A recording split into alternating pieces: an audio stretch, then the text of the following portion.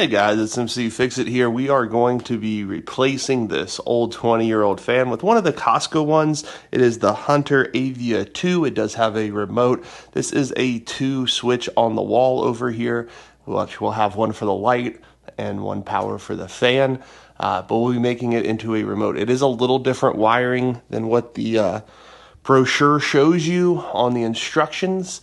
So I'll walk you through all the tools, the supplies, and the know-how on how you can do this yourself.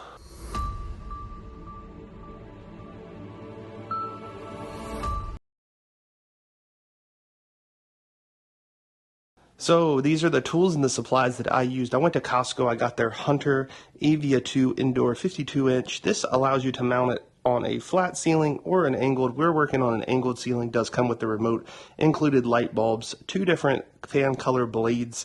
We went with the darker ones. I ended up picking up these bulbs, which were actually right next to that at Costco. Not sponsored by them at all, but I do like Hunter, and it seems like it's working well. We've had a couple of other places in our house we've put these in, and went with these type of bulbs because you select the color.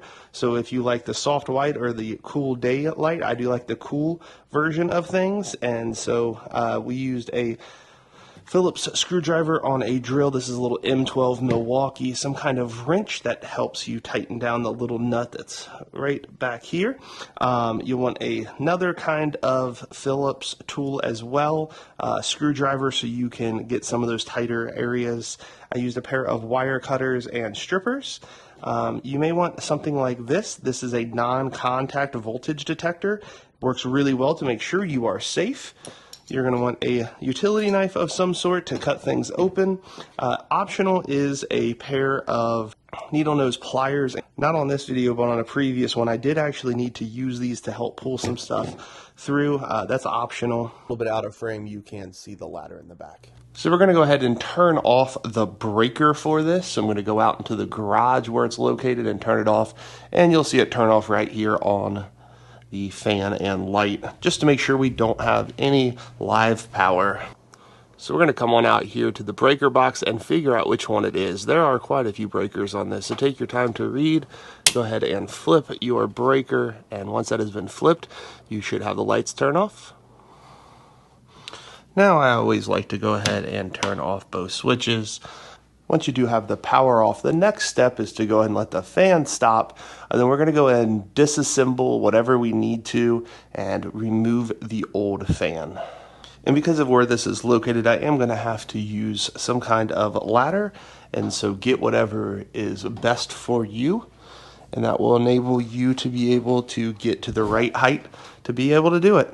So I'm going to use an M12. There are 2 Phillips screws. You're going to go ahead and take both of those off. That will expose the wires. Now that we have wires exposed, it is a really good idea to have a non-contact tester, making sure everything is good. We're good. It's green. Now that the power's off, go ahead and pull all these out all the way.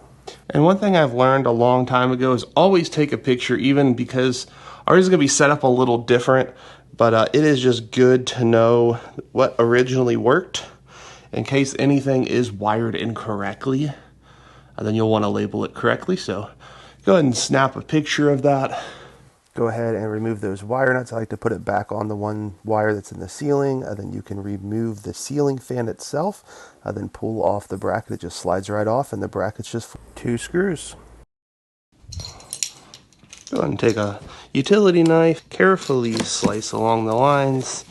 You'll find that very important instruction manual. Go ahead and register your product because it does have a warranty on it.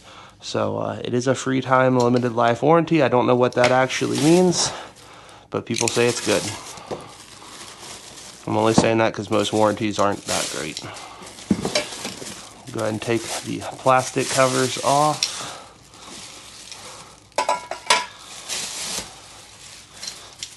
Dispose of all of the stuff properly. A lot of this can be recycled, which is actually kind of nice. It does come with 2 light bulbs. I'm going to put different ones in because I like different colors than these. These ones are just 3000K. I normally do the more blue ones.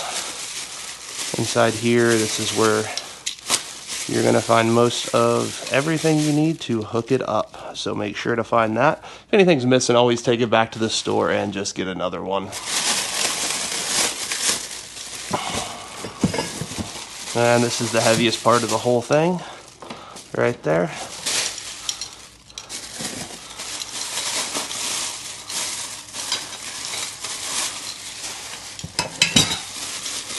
Yes, there is lots of packaging, but that's okay.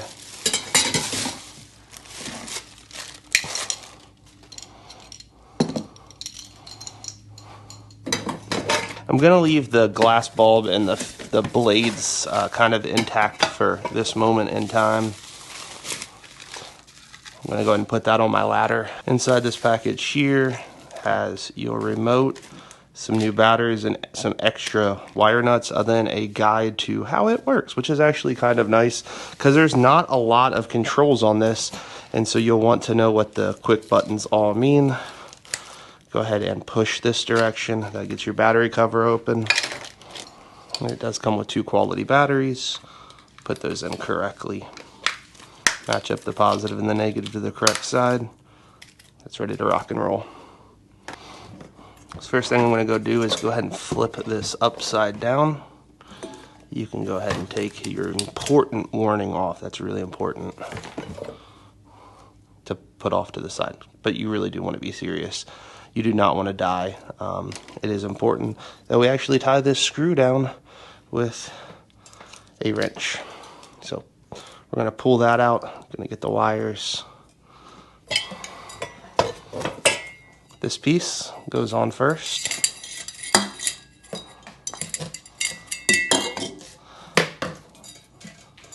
Get all 3 of those good bad boys and put them through.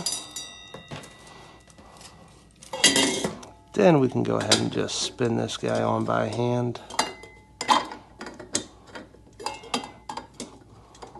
Sometimes your nut might have got spun a little bit, and if that's the case, just spin it out to where it needs to.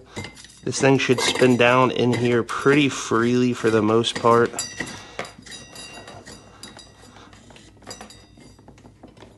And I like to hold on to the base right here and tighten it down as tight as I can by hand, and then we need to tighten that up. So go ahead and grab a wrench, and we're just going to go ahead and tighten this up. It does say to be careful to make sure you actually do tighten this. This is what kind of holds it all together, and you really don't want that falling. That would be pretty heavy. Then we can go ahead, because we're not using the extension with all of this, you do not want that crap tied up in there. Go ahead and take it about the same length as here. Then we'll go ahead and cut it.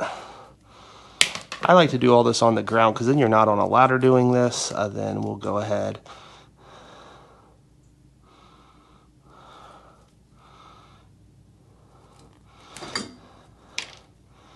and take it and trim each one of them with our wire strippers.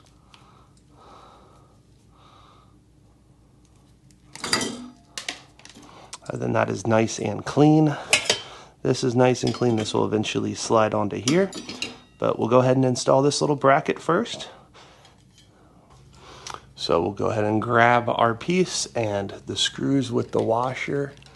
And you get to choose which direction this thing sits. It is important that you do have it sit this way though. If you're on a flat ceiling, it doesn't matter, but an angled ceiling, you want it to where the weight of it's hitting here, because if you do it here, there is a chance that thing could fly out. So this is one of those things you gotta be really cautious of. So we'll go ahead and put all the wires in.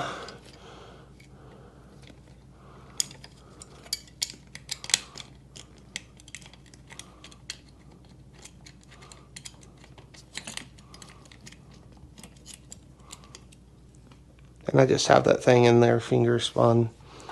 Go ahead and grab the other one. And try to space it out evenly.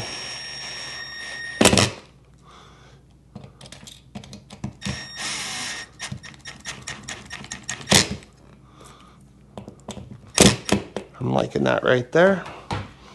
So it's not perfect, like this piece isn't, but it's the direction it should be. So we'll stick all of our wire. Actually, I changed it up. We're going to stick all of our wire towards us. That'll make it easier to show you, and we'll just push it back down and in later. That's looking really good right there.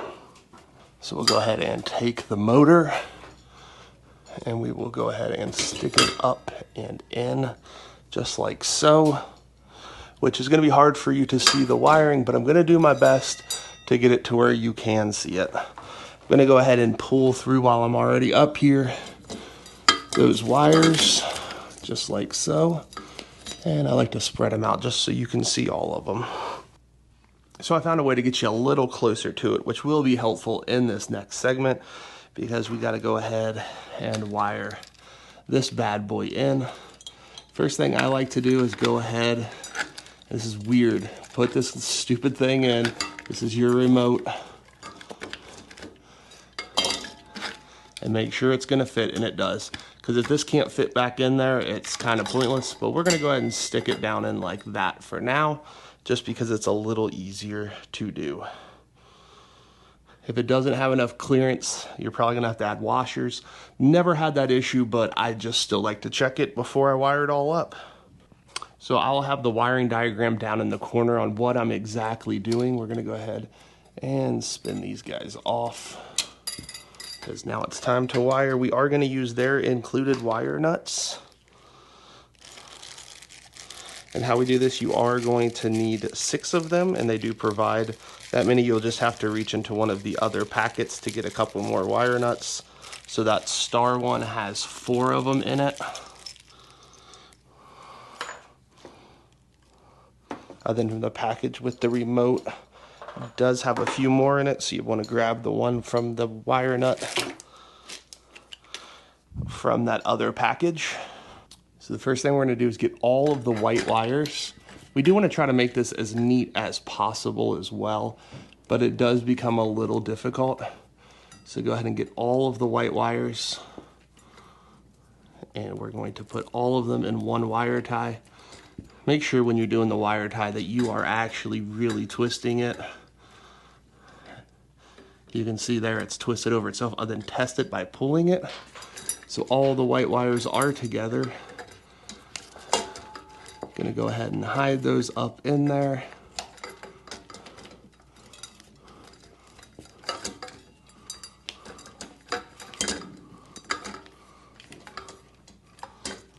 Is the red wire from the ceiling, which is this one right here, with the black wire of the receiver. So this is considered the receiver.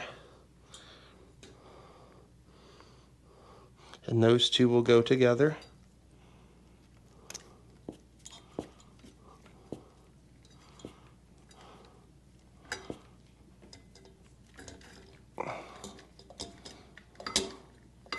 Same concept, make sure it is really on there.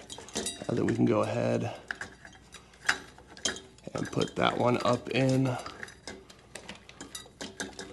The good thing is we are starting to get less wires, which does make it a little more convenient. We need to find the blue one off of the receiver. This guy is going solo, so just go ahead and cap him. And then test. The yellow from the receiver, which is this one, and the black one from the fan are going to go together.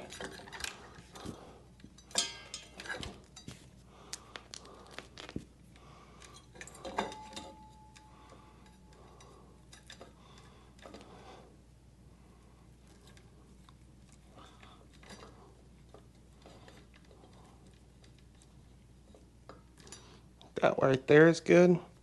So the next thing we have to do is we have to find the black wire from the ceiling and the blue wire from the fan. But as you can see, this is missing the end right here, stripped back. So you are going to need some wire strippers. That was not me that did that. That was how this one came. So I wonder if that's why I was having some issues turning on and off the fan occasionally, because it probably had a little bit left, and got to go a little further. Give it enough to bite onto something.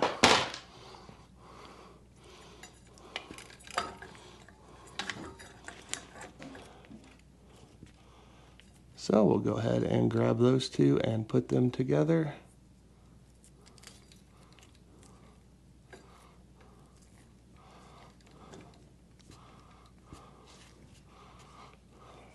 good right there. Go ahead and stick that guy up in.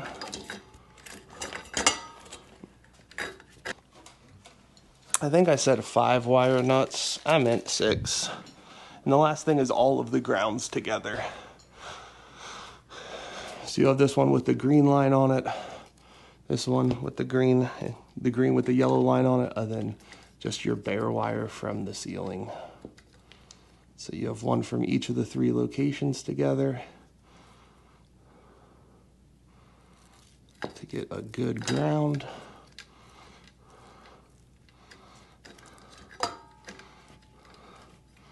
It's looking good right there. We'll go ahead and stick all of these wires the best that we can up in here. I always think this is one of the hardest parts of this, making sure all the wires are where they are supposed to be and getting them up in the box. Go ahead and put this through. Be careful not to break this white wire. That is your remote wire.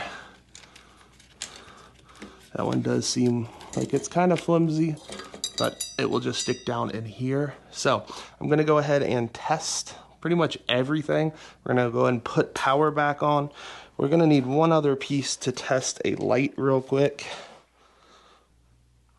So I'm just gonna go ahead and put one of the bulbs that came with. My other good bulbs are upstairs. I'll have to get that in a second. Then we're just going to plug this inside of here, lining up everything for our test. We'll go ahead and turn back on the breaker. So we'll go ahead and come back out here and flip back on our breaker. Go ahead and flip on both switches. That will allow power to come through, and the light did go ahead and turn on. You can see that there. And the fan is working as well. That is fantastic. Gonna go ahead and turn that back off. And you can go back out to your breaker and do the same thing as well. We are gonna have to install more parts before we can do this. So you can go ahead and unplug this. And as soon as that stops spinning, we'll go ahead and move to that. So the next thing to do is find the package with the big dot on it. It has 2 screws in it. These screws do look a little different than all the other ones. It has this little portion on the end so you don't strip it.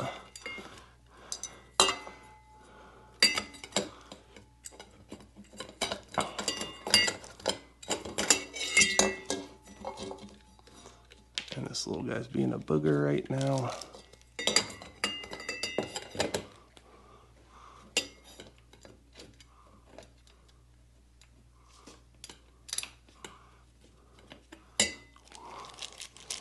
And there are 2 screws, one on both sides, all the way around to the other side. Same thing as this side.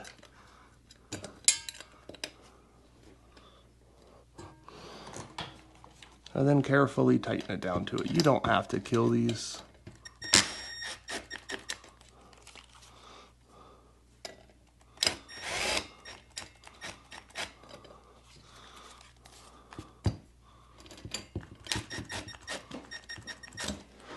Perfect, just like that. Double check to make sure your nut, you actually did it. If you've not done it at this point, make sure to go ahead and do that. That is super, super, super, super important. So next thing we're gonna do is go ahead and get the blades for the ceiling fan on. You're going to need the triangle and the square. This will allow us to put all of the screws in it. There are 3 per blade, and there are 5 blades. So on this one, you do get 2 options. You get a darker one and kind of a lighter one. I think we're gonna go with the darker one on this. So this is the way you're gonna want to put these in. There are 5 in this pack. Just go ahead and open it up. It is really helpful if you have somebody to hand them to you the correct directions. Go ahead and open up your 2 baggies. And I like to go ahead and put the washers and the screws together. So you're gonna have somebody hand you it like this, and then you're gonna go ahead and put it in. And it does lay pretty decent in there. And then I like to have it all ready to go. And you're just gonna go ahead and tighten it down in there. You're gonna have 10 of these total.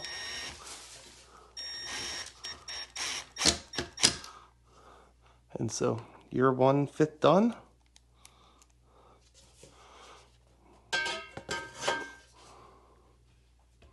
It does take a little bit to get them lined up, so don't get flustered. Just take your time, get them nice and lined up. And you don't have to have a drill when you're doing this. You can just use a regular Phillips screwdriver. This just makes it go much quicker.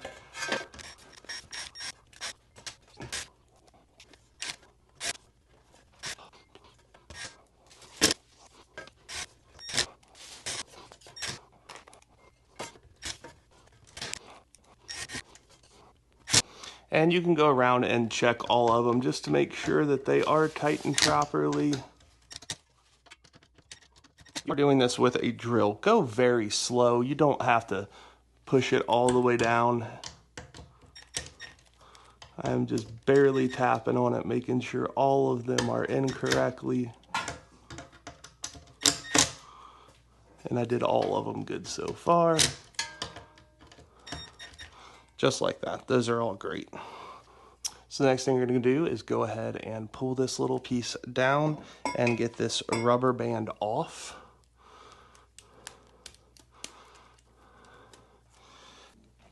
So we're going to go ahead and take this cover plate. We're going to fish the wiring through. And kind of, in my opinion, the tricky part of this is you got to get these that have 2 screws already mounted in it.